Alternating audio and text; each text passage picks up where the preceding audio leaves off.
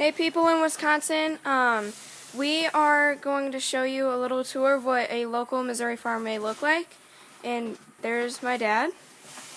My name's Peyton, and we're going to start out by feeding our fat hogs 5 cans of bean meal, which is basically ground up soybeans. And they are out in cornfield right now, so we're feeding them the bean meal to give them a little extra protein. And we always leave the fence on until after we feed them so that they don't get on the wrong side of the fence.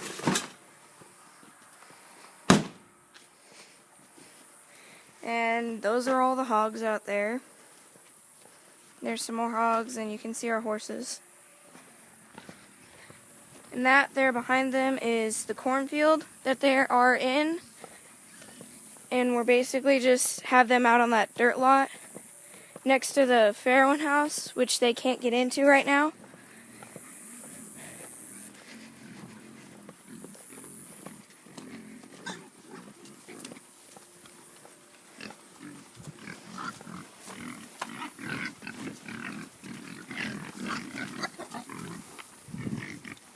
And my dad is just basically going to dump the bucket of bean meal out in a straight line, and they're going to go straight to eating it. And they love that stuff. Like, that's the only thing they want, ever.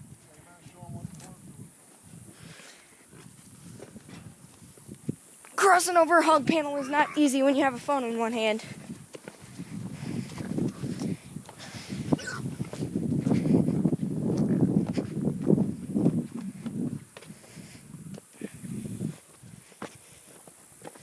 Those are some hog houses that they sleep in.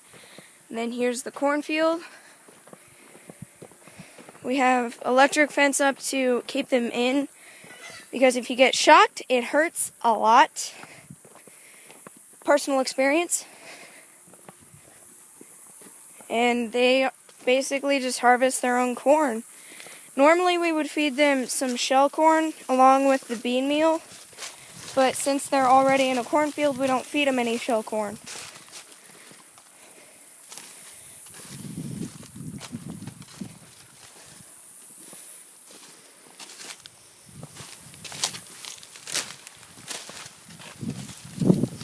And they definitely like to root stuff up onto the fence, which we have to make sure they don't have any mud up, because then up on the fence, because then the fence isn't as strong.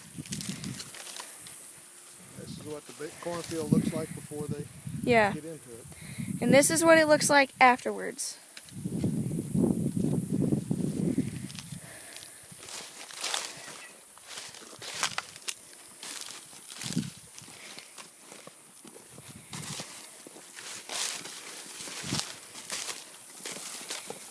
And right now it's really kind of dry, but we're supposed to get some rain later, hopefully.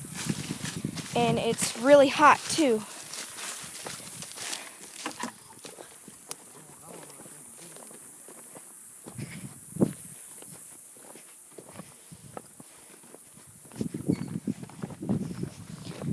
Oh, there's one of our mama sows right there.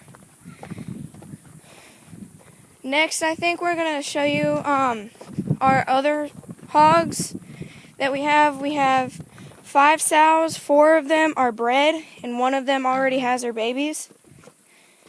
And a sow is basically a female hog after she's had her first litter of pigs. And a gilt is a female hog before she's had her first litter. That's the farrowing house where they have their babies.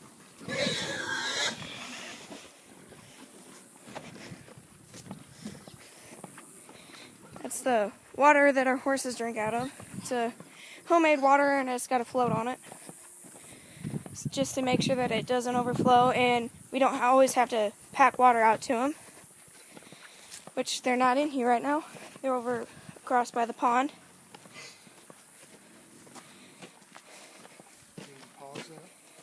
No.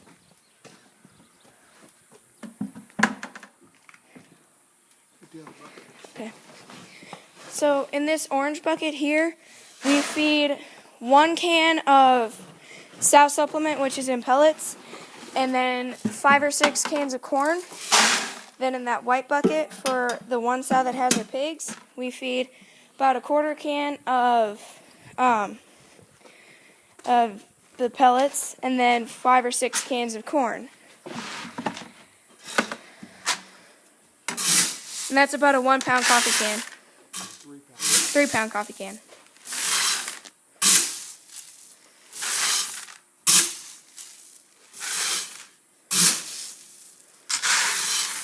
And these are both 5-gallon buckets.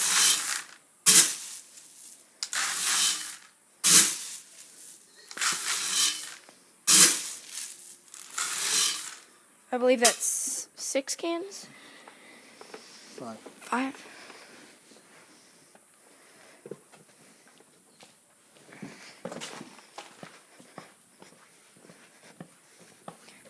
And now we can turn the fence off.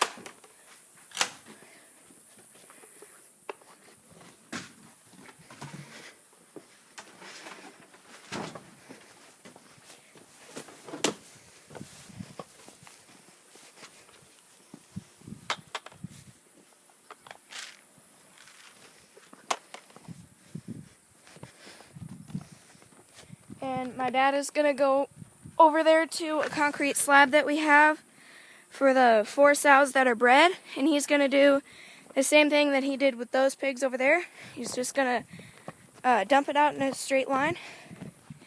And I'm going to come up to her and her babies. She has, I believe, 9. 5 of them are gilts. 1 of them is a boar, and then 4 of them are barrows, which barrow is a castrated boar, essentially. This is not going to be easy to do one-handed. See? Just dump it out in a pile. And then he's going to get her some water. She always dumps it out.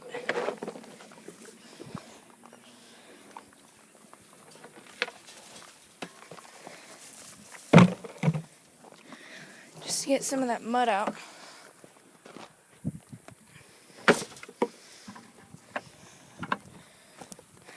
And there are the 3 sows. I lied to you.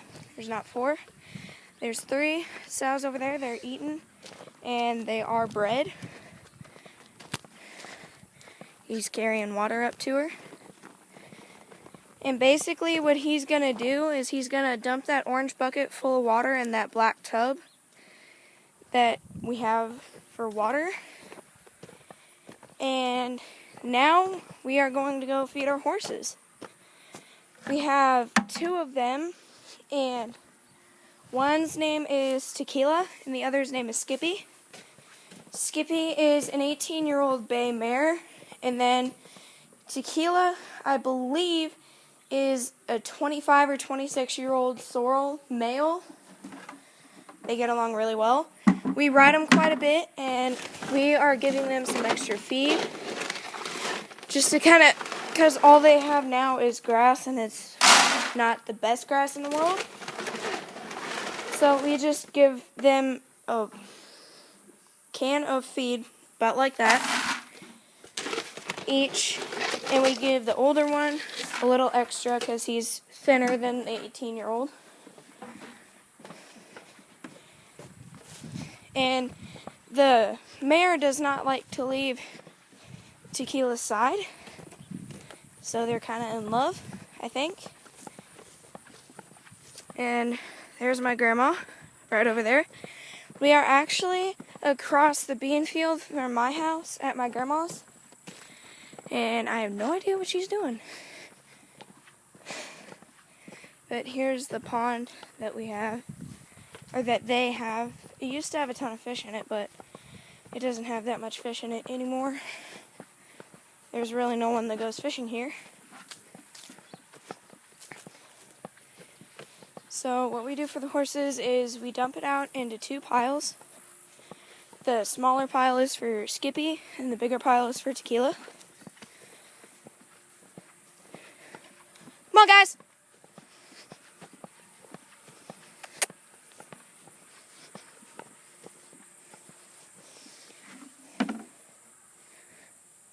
Fence is not hot, thankfully.